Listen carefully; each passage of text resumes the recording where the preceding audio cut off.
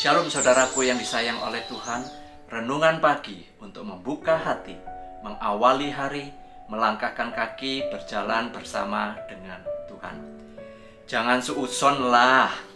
Kita mendengar kata itu.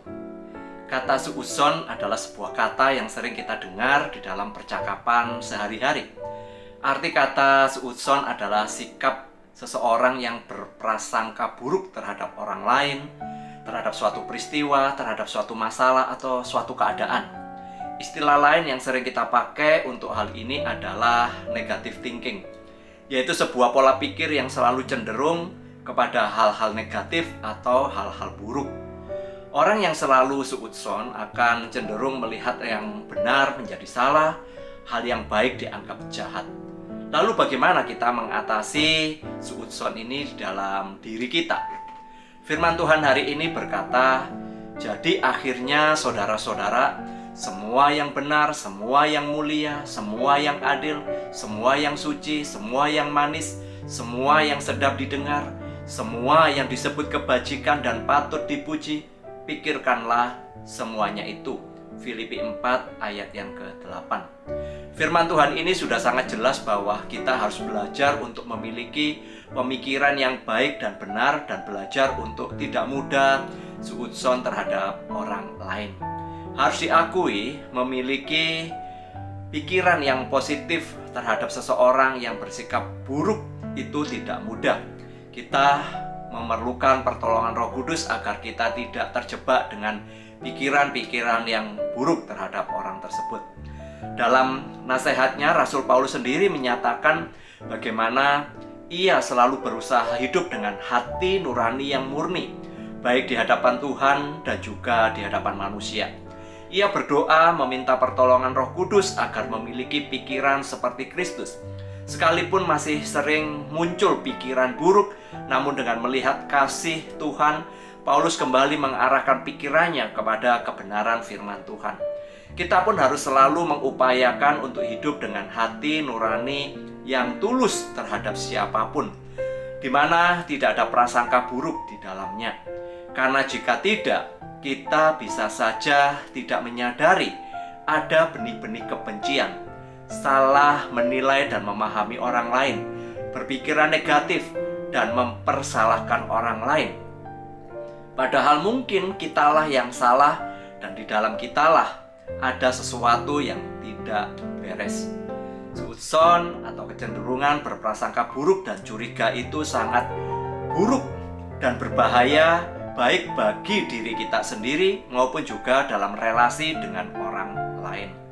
Kecenderungan curiga atau kecenderungan untuk mencari kesalahan serta kejelekan orang lain akan membuat kita sulit untuk melihat hal yang baik dan benar dari orang lain.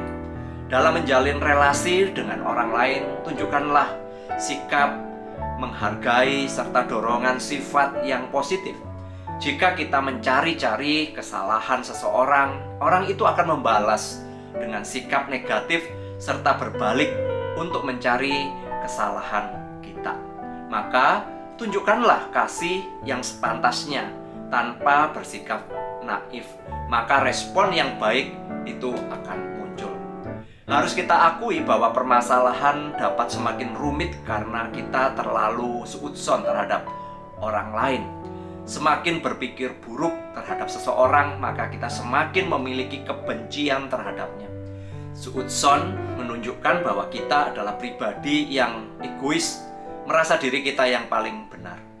Firman Tuhan mengingatkan kita agar kita mau belajar untuk mengembangkan hati dan pikiran yang sesuai dengan firman-Nya.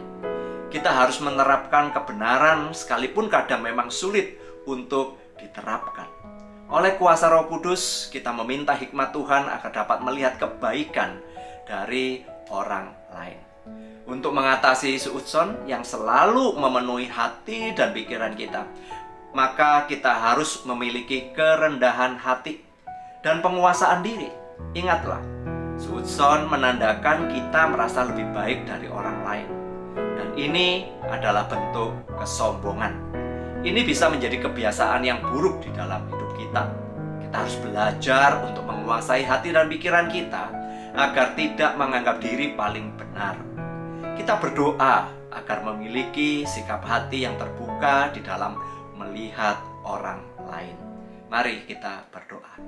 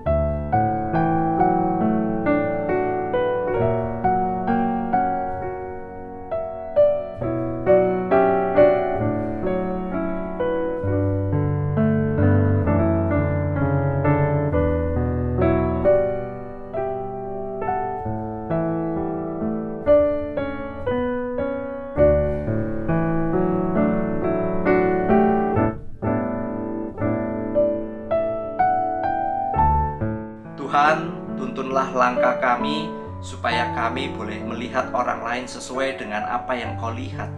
Ajar kepada kami, ya Tuhan, dalam berelasi dengan orang lain memiliki hati yang takut akan Engkau. Kami boleh melihat kebenaran firman yang tertanam dalam hati kami, sehingga kami tidak cenderung untuk menghakimi, apalagi menganggap diri kami adalah yang paling benar dan paling baik. Tolong bantu kami ya Tuhan, supaya kami memiliki hati yang sungguh mengasihi dan menghargai dari orang lain. Demi nama Tuhan Yesus kami sudah berdoa. Kesombongan merupakan penyebab utama dalam hal berprasangka buruk. Namun kerendahan hati adalah jalan untuk menghargai orang lain. Berkat dari Allah Bapa, penyertaan dari Tuhan Yesus, pimpinan Roh Kudus menyertai kita hari ini sampai selama-lamanya. Amin.